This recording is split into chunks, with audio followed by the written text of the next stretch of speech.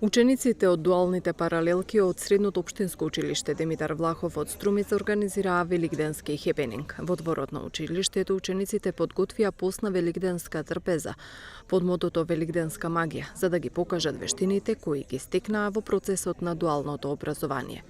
Градоначалникот Костадин Костадинов, кој го посети настанот, вели дека дуалните паралелки се добар пример на функционирање на стручното образование.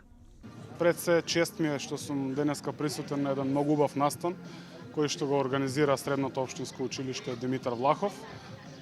Поточно дуалната паралелка готвачи, каде што имаме 8 ученика кои што денеска нивниот настан го насловија Великденска магија.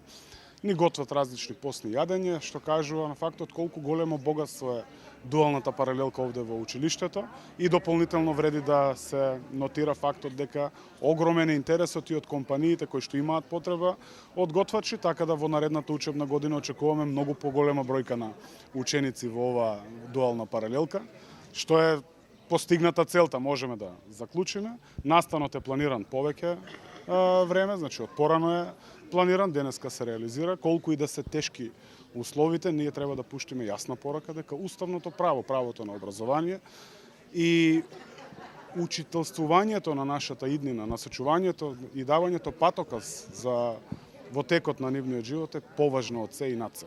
Затоа благодарам и на наставниот кадар, секако и на учениците за овој прекрасен хепенинг кој што ни го приредија денес.